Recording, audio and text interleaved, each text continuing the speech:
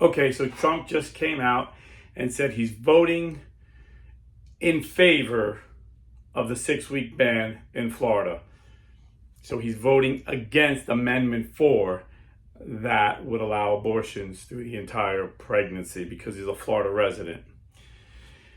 Now, you may have heard the media tell you something different. This is why I always say, don't listen to what the media says someone says, whether it's Pope Francis or Donald Trump. Listen to what these men actually say. But before I give you my analysis of this, I just want to tell you this. Relax. Our home is in heaven. It is not planet Earth. We're just passing through. Our hope is Jesus Christ. It's not Donald Trump. He's just a man. Jesus told us every man is a liar. No man is good. There's no good man but God. Jesus was the only good man. So men will disappoint you every time. But the good news is this. St. Paul says, no eye has seen, no ear has heard, no mind can conceive what the Lord has prepared for us in heaven. And Jesus said, I will never leave you nor forsake you. So that's where our hope is. So you shouldn't be getting anxiety about this election. Now,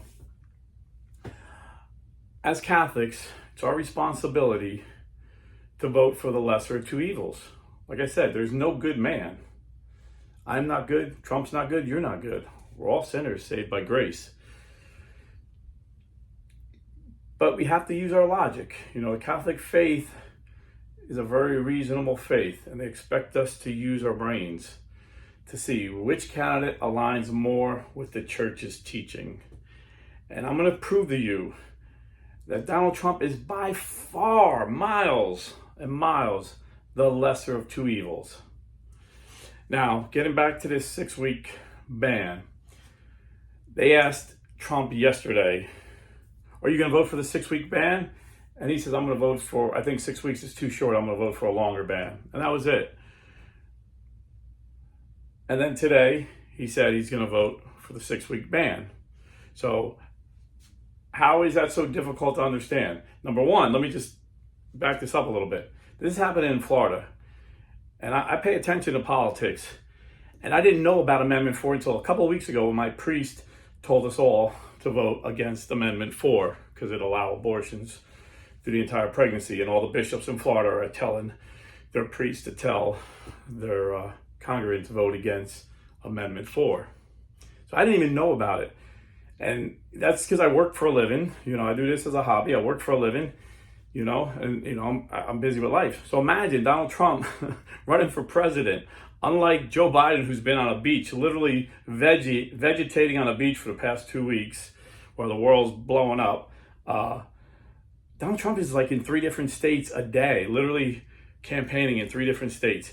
And unlike Kamala Harris, who only had 1 interview in a month and a half, and it's totally controlled, they give the questions all allow, I mean, it's totally scripted. Donald Trump will talk to anybody. And mostly adversarial reporters, just like Pope Francis, will talk to anybody. And adversarial Catholic YouTubers will always take him out of context. They'll always do that to Trump. So I wouldn't be surprised if he wasn't even aware. Like he knew DeSantis had this 6-week ban, and he said he thought it was too short. He wanted a longer ban. So in his mind, what he was probably saying is, you know, I'm not going to vote for this. You know, I'm going to wait till another vote comes up where maybe it's a 12-week ban or a 15-week ban, whatever it was in his head. He just said, I'm voting. He didn't say I'm voting against this. He said, I'm voting. And then I guess he looked at it. His aide said, well, you know, there's actually a vote. There's an amendment, which if you don't vote, if it wins, then not only does it get rid of the 6-week ban, the state can't put any ban. So he's probably, oh, no, I don't want it to be, you know, he said, you know, he wants there to be limits. And, you know, and the states should have that right to make limits. So he probably said, oh, no. But at some point, if someone comes up with a 12-week ban, he'll vote for that. I mean, I don't know. He didn't specify. He just said, I'm voting for a longer ban. And then he said, I'm voting for this. So you could do both and not be lying, is all I'm saying. But how does that not make him lesser? Like, so CNN is reporting that he's waffling because he's under pressure because he's losing. Well, the facts are, if you look at the most accurate polls, he's winning electoral college. He might be losing a popular vote, but if the election was held today, even liberals like David Axelrod admit Donald Trump would win today. And that margin's going to get bigger the more Kamala gets exposed to the radical liberal she really is. They're trying to make her into some moderate, And but it's amazing CNN would say Trump is waffling when Kamala Harris comes out and says she's not against fracking anymore. And Dana Bash says, so you evolved on the issue? She's giving her all options. Is it because you met people and you've seen how it affected people's lives? And she's like, no, I changed years ago, which was a lie. We have her on tape in 2019, 2020, 2021, saying I would absolutely want a 100% ban on fracking. But they don't call that waffling. She come out the other day and said she wants a border wall, where just a couple of years ago she said a wall was racist. So, but they don't call her out on flip-flopping. It's amazing, but people are smart enough, they're starting to see through the media lies. But I still have Catholics saying, well, he's not pro-life because he's for IVF.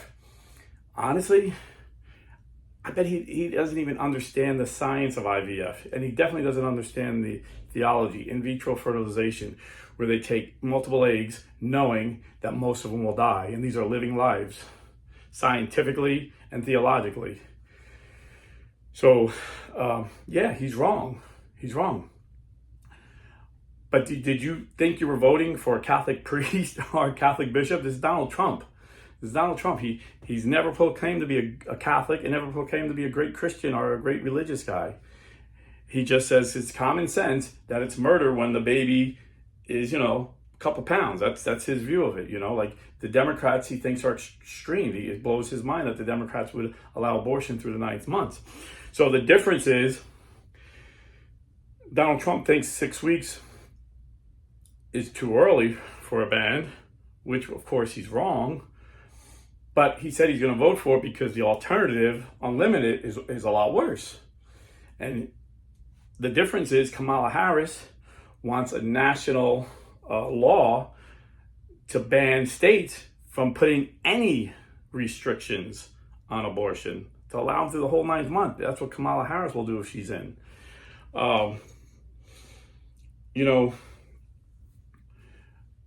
Bush and Reagan talked a good game, but they got nothing done. They talked a better game. If you listen to them, they sounded so much more Christian and pro-life than Trump. But Trump got it done. Trump got Roe v. Wade overturned, brought back to the states. Now it's up to us to do our part in the state, to elect local politicians to ban it, to educate your neighbors so they'll vote for local politicians that'll ban it. It's up to us. I can't expect Trump to do everything. He got it overturned. Bush didn't do that. Reagan didn't do that. But Kamala is so dangerous. She's the most anti-Catholic politician that ever ran for presidency. She was the one, if you remember, one of the great judges. Not only did Trump put great judges on the Supreme Court, but he hired like 200 federal judges that were originalists, good pro-life conservative judges.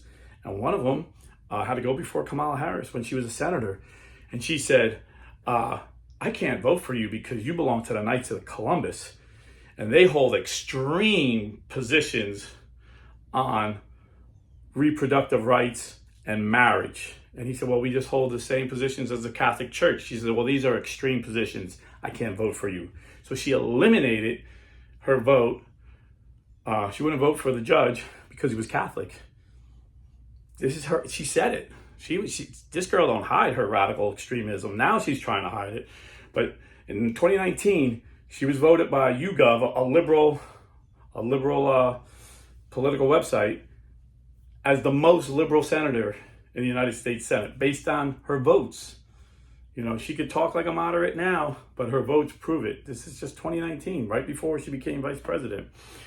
And then as vice president, she supported Joe Biden's efforts by his Justice Department to try and force Catholic hospitals and Protestant Christian hospitals and Seventh-day Adventist hospitals trying to force them to do abortions. And luckily, Trump had enough good judges in to stop it. But if she gets in, she promises to pack the Supreme Court with 4 more judges. So instead of 9, there'll be 13, and those 4 judges will be extreme liberals. And she'll try and force Catholic hospitals to do abortions and transgender surgery on minors, which her and her vice president are big advocates of. You know, I remember years ago, the Catholic young man named David Dalden had his crew go undercover to Planned Parenthood and expose the most horrific crimes. These were crimes. Planned Parenthood selling body parts. It's against the law. And they had pictures of full babies, aborted babies. And these abortionists and nurses would joke, oh yeah, I got $50 for a hand, and they would wave the hand. It was just so disgusting how they would joke about these aborted babies. He has one woman on where one of his staff is asking for a full skull, and she's like, well, I have to pay a little more for that. She said, but you'll be buying me my Lamborghini if we get all these body parts you want. Joking about body parts. And it was so sickening. Most of us vomited when he showed the body parts. And he exposed them because this is a crime. And it happened that he was based in California, so the California Attorney General got involved. And you would think that Planned Parenthood was going down. No. That was the most extreme liberal Attorney General named Kamala Harris, and she went after David Dalden. She put this guy in jail, saying what he did was against the law. And then she had a judge that was on the Planned Parenthood board of directors banned David Dalden from showing these videos, like gave him a gag order. And they used the lawfare like they're using on Trump, but David Dalden isn't a billionaire like Trump, so they bankrupted this poor guy. This is how radical and how anti-Catholic, anti-life, anti-Christian. She is evil incarnate. So Trump, we know, again, we have 4 years of Trump. And what did he do? He gave us an expanded Mexico City policy, which banned taxpayer abortions overseas, overturned Roe v. Wade. Instead of going after Catholic hospitals and Protestant hospitals for not giving, he helped them and strengthened the laws to protect them. He was the best protector of religious rights. He put in judges all throughout the country that would protect their rights. He fought against censorship in the big tech and warned them to stop censoring Christians and conservatives. Kamala Harris is all in on the censorship. And once they get the power to censor us, then it doesn't matter. Then it doesn't matter anymore, because we won't be able to educate people on YouTube because we'll be censored, we'll be taken down. In England, they arrested a guy, put him in jail for hate speech he put on Facebook because he said homosexuality was a sin. This is happening over there, and these liberals over here admire those liberals. This is what they want over here. If she gets in, she'll attack Little Sisters of the Poor again. So remember, Obama sued these nuns, Little Sisters of the Poor, because they wouldn't provide abortion and contraceptive for their employees. Obama sent his Justice Department on them. Trump came in and called the Justice Department off. In fact, went out their back and strengthened the law where that couldn't happen again. And when Biden came back in, he went after these nuns again, but he lost because of the law Trump strengthened. And but if Kamala gets in, she'll try and go after these nuns again. She'll pack the courts, and then whatever she says goes, just like Chavez and Maduro in Venezuela. That's where she wants to bring this country. She already said she wants to get rid of private healthcare, wants the government to run healthcare, like Canada. The 5th leading cause of death in Canada is euthanasia, because the government's trying to save money. So if people have chronic diseases, no matter how old they are, they try and get them to take a pill to kill themselves. I've seen this one poor guy goes, I'm 41, I'm in chronic pain, and every time I go to the hospital, they send psychiatrists and psychologists, and they try all day long to get me to kill myself. I'm not doing it. This is what they want, So, yeah, Trump doesn't hold the Catholic position, but we're not voting for a saint. We're not voting for a priest. We're not voting for a pastor. We're voting for a president that's going to leave us Christians alone so we can speak freely, we can worship freely, and then it's up to us to evangelize and educate people and change their hearts, because laws don't change people's hearts. Only Jesus Christ changes people's hearts and minds. So they see the sacredness of life, and then they vote pro-life. But if Kamala Harris gets in, boom, it's done. She's going to shut down debate. She's going to censor us. I mean, they say this openly, you know. They call what we say hate speech, and they feel they have a right to ban hate speech. Tim Walz is on record saying it. Kamala Harris is on record saying it. So sure, Donald Trump is wrong on IVF. He's wrong on, having abortion at a certain level. But he's by far the lesser of two evils. And then if you talk about these endless wars that the Democrats plan on having us in, all the lives saved there, he'll get us out of these wars. I guarantee you that. That we were in no war when he was president. He got us out. And he didn't start no new wars. And Putin respected him too much to go into Ukraine. And Hamas was too broke because Iran was broke to go into Israel. And he's going to get that situation back again. I mean, and children's health, like JFK said, the most profitable thing in business today is a sick child. He said, between the insurance companies make money, the pharmaceutical companies make money, doctors make money, hospitals make money. They don't want to kill your kid, but they want him sick from the time he's a child till the time he dies of old age, because that's how they make their money. In 1970, it was like 1 in a million kids had autism. 2000, 1 in 15,000. 1 in 15,000. Today, it's 1 in 46. And nobody's asking why. Think about that.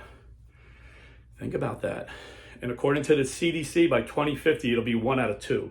Imagine that. 1 out of 2 kids will have autism by the year 2050, according to the CDC. And nobody's talking about this. This is a major health crisis. Donald Trump is talking about it.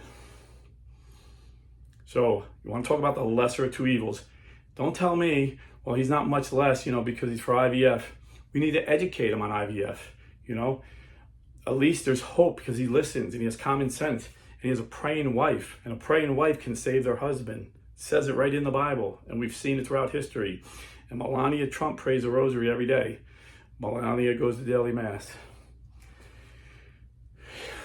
And Donald Trump may not be the most religious guy, but I think he knows that God protected him when he only got shot in the ear and not in the brain. So pray for Donald Trump that he gets the Catholic view. But honestly, if he was 100% down the line how Catholics believe about life, he wouldn't get elected, because that's not the majority of the country anymore, unfortunately, because we haven't done our jobs, me and you, evangelizing and educating. So let's ask God for the wisdom and the courage to change our country. But don't stress out. Don't stress out. Our hope is in heaven. It's waiting for us. Our hope is Jesus, and he loves us. Trump is just a man. He's the better man for the position. We're hiring him for a job. But let's pray for his conversion. God bless and stay Catholic.